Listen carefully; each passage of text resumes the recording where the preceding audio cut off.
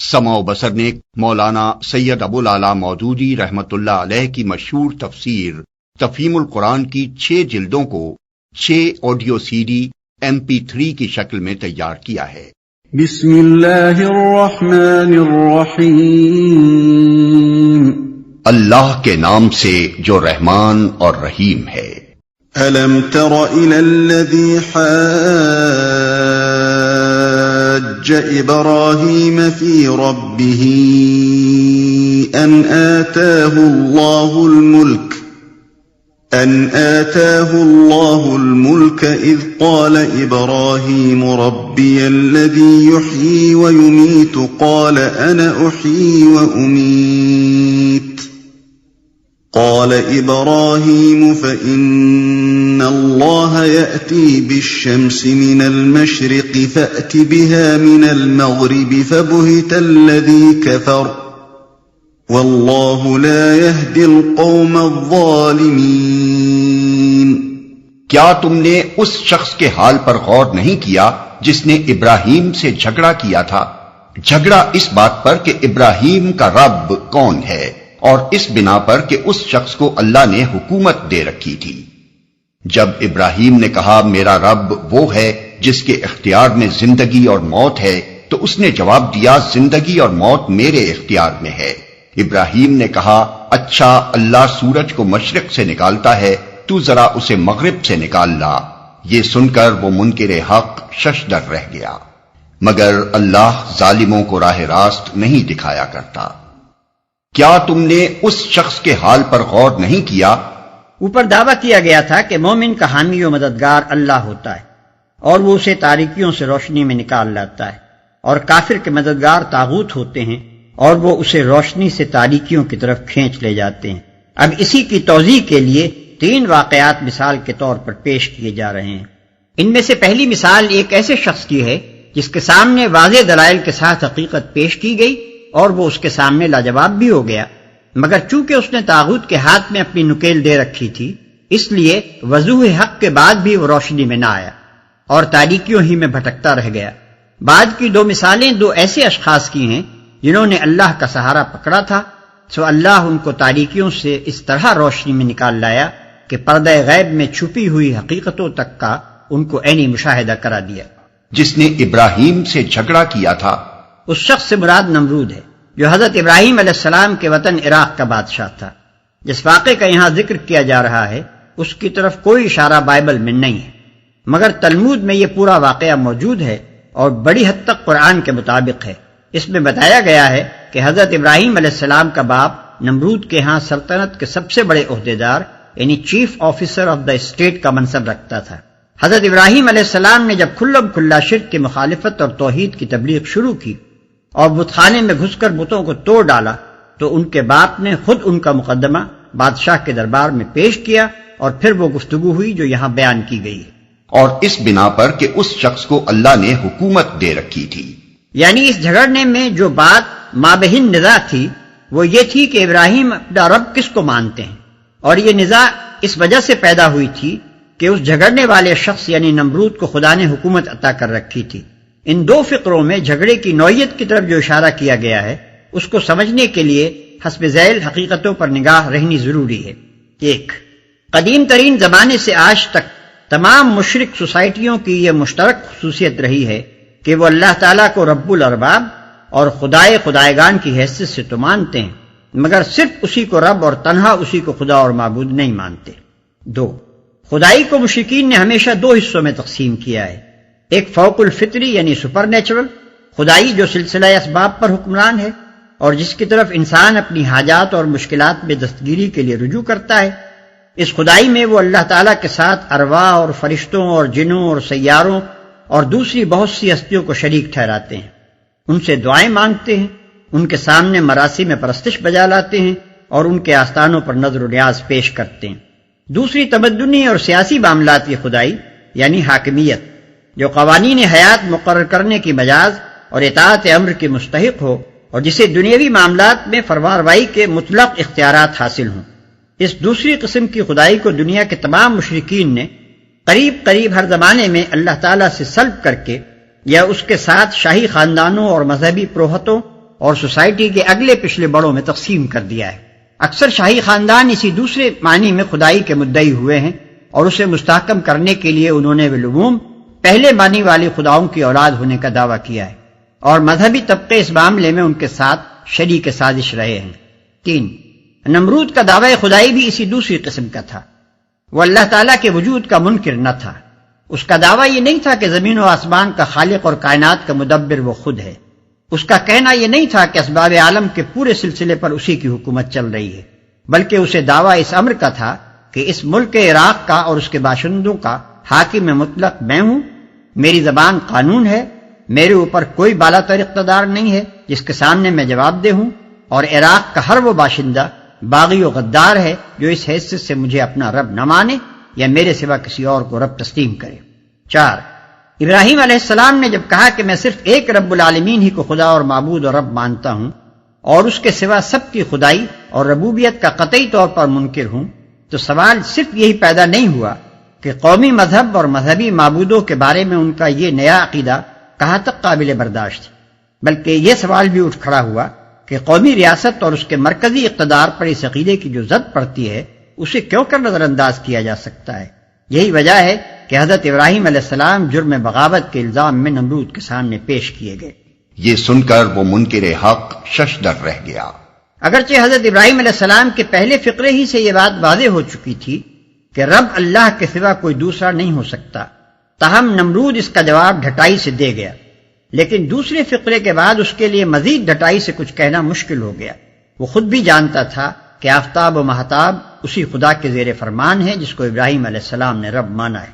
پھر وہ کہتا تو آخر کیا کہتا، مگر اس طرح جو حقیقت اس کے سامنے بے نقاب ہو رہی تھی اس کو تسلیم کر لینے کے معنی اپنی مطلق العنان فرما روائی سے دستبردار ہو جانے کے تھے، جس کے لیے اس کے نفس کا طاغوت تیار نہ تھا، لہذا وہ صرف ششدر ہی ہو کر رہ گیا، خود پرستی کی تاریکی سے نکل کر حق پرستی کی روشنی میں نہ آیا۔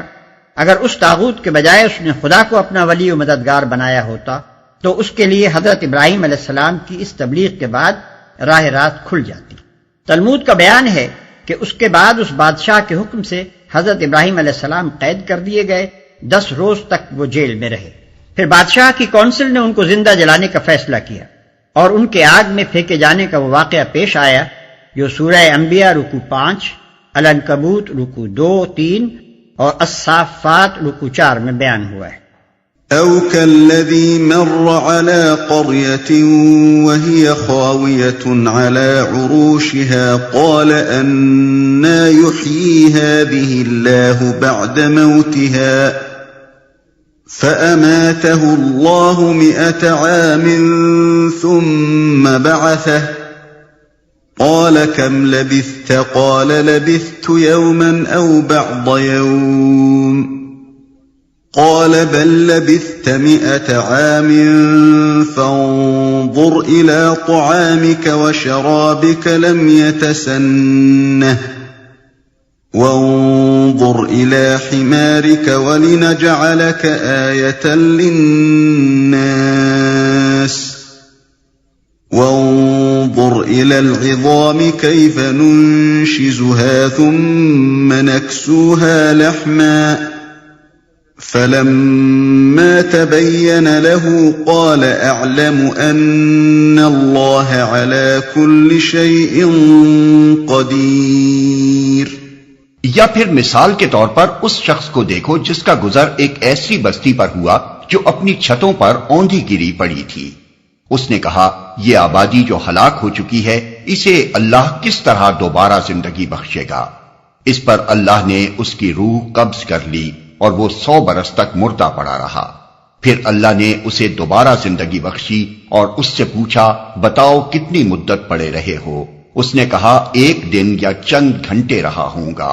فرمایا تم پر 100 برس اسی حالت میں گزر چکے ہیں۔ اب ذرا اپنے کھانے اور پانی کو دیکھو کہ اس میں ذرا تغیر نہیں آیا ہے۔ دوسری طرف ذرا اپنے گدھے کو بھی دیکھو کہ اس کا پنجر تک وہ سیدھا ہو رہا ہے، اور یہ ہم نے اس لیے کیا ہے کہ ہم تمہیں لوگوں کے لیے ایک نشانی بنا دینا چاہتے ہیں۔ پھر دیکھو کہ ہڈیوں کے اس پنجر کو ہم کس طرح اٹھا کر گوشت پوست اس پر چڑھاتے ہیں۔ اس طرح جب حقیقت اس کے سامنے بالکل نمایاں ہو گئی تو اس نے کہا میں جانتا ہوں کہ اللہ ہر چیز پر قدرت رکھتا ہے. جو اپنی چھتوں پر اوندھی گری پڑی تھی. یہ ایک غیر ضروری بحث ہے کہ وہ شخص کون تھا اور وہ بستی کون سی تھی. اصل مدعا جس کے لیے یہاں یہ ذکر لایا گیا ہے صرف یہ بتانا ہے کہ جس نے اللہ کو اپنا ولی بنایا تھا اسے اللہ نے کس طرح روشنی عطا کی. شخص اور مقام دونوں کی تعین کا نہ ہمارے پاس کوئی ذریعہ نہ اس کا کوئی فائدہ. البتہ بعد کے بیان سے یہ ظاہر ہوتا ہے کہ جن صاحب کا یہ ذکر ہے وہ ضرور کوئی نبی ہوں گے. اسے اللہ کس طرح دوبارہ زندگی بخشے گا؟ اس سوال کے یہ معنی نہیں ہے کہ وہ بزرگ حیات بعد الموت کے منکر تھے یا انہیں اس میں شک تھا، بلکہ دراصل وہ حقیقت کا عینی مشاہدہ چاہتے تھے جیسا کہ انبیاء کو کرایا جاتا رہا ہے. ہم تمہیں لوگوں کے لیے ایک نشانی بنا دینا چاہتے ہیں.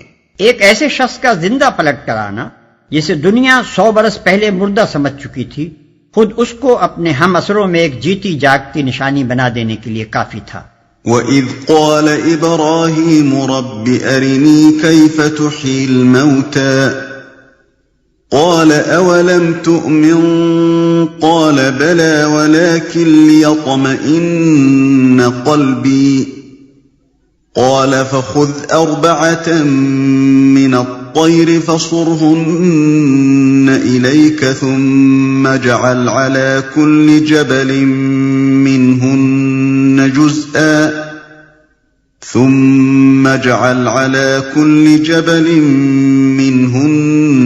جُزْءًا ثُمَّ ادْعُهُنَّ يَأْتِينَكَ سَعْيًا وَاعْلَمْ أَنَّ اللَّهَ عَزِيزٌ حَكِيمٌ. اور وہ واقعہ بھی پیش نظر رہے جب ابراہیم نے کہا تھا میرے مالک مجھے دکھا دے تو مردوں کو کیسے زندہ کرتا ہے. فرمایا کیا تو ایمان نہیں رکھتا؟ اس نے عرض کیا ایمان تو رکھتا ہوں مگر دل کا اطمینان درکار ہے. فرمایا اچھا تو 4 پرندے لے اور ان کو اپنے سے مانوس کر لے، پھر ان کا ایک ایک جز ایک ایک پہاڑ پر رکھ دے، پھر ان کو پکار، وہ تیرے پاس دوڑے چلے آئیں گے. خوب جان لے کہ اللہ نہایت با اقتدار اور حکیم ہے، مگر دل کا اطمینان درکار ہے. یعنی وہ اطمینان جو مشاہدہ عینی سے حاصل ہوتا ہے. خوب جان لے کہ اللہ نہایت با اقتدار اور حکیم ہے. اس واقعے اور اوپر کے واقعے کی بعض لوگوں نے عجیب عجیب تعویلیں کی ہیں، لیکن انبیاء علیہ السلام کے ساتھ اللہ کا جو معاملہ ہے اسے اگر اچھی طرح ذہن نشین کر لیا جائے تو کسی کھینچتان کی ضرورت پیش نہیں آ سکتی. عام اہل ایمان کو اس زندگی میں جو خدمت انجام دینی ہے اس کے لیے تو محض ایمان بالغیب یعنی بے دیکھے ماننا کافی ہے، لیکن انبیاء کو جو خدمت اللہ نے سپرد کی تھی اس کے لیے ضروری تھا کہ وہ اپنی آنکھوں سے وہ حقیقتیں دیکھ لیتے جن پر ایمان لانے کی دعوت انہیں دنیا کو دینی تھی. ان کو دنیا سے پورے زور کے ساتھ یہ کہنا تھا کہ تم لوگ تو قیاسات دوڑاتے ہو مگر ہم اپنی آنکھوں دیکھی بات کہہ رہے ہیں. تمہارے پاس گمان ہے اور ہمارے پاس علم ہے، تم اندھے ہو اور ہم بینا ہیں. اسی لیے انبیاء کے سامنے فرشتے عیاناً آئے ہیں، ان کو آسمان و زمین کے نظام حکومت ملکوت کا مشاہدہ کرایا گیا ہے، ان کو جنت اور دوزخ آنکھوں سے دکھائی گئی ہے اور بے سے بعد الموت کا ان کے سامنے مظاہرہ کر کے دکھایا گیا ہے. ایمان بالغیب کی منزل سے یہ حضرات منصب نبوت پر معمور ہونے سے پہلے گزر چکے ہوتے ہیں. نبی ہونے کے بعد ان کو ایمان بالشہادت کی نعمت دی جاتی ہے اور یہ نعمت انہی کے ساتھ مخصوص ہے. مزید تشریح کے لیے ملاحظہ ہو تفہیم القرآن جلد 2 صفحہ نمبر 330 اور 334.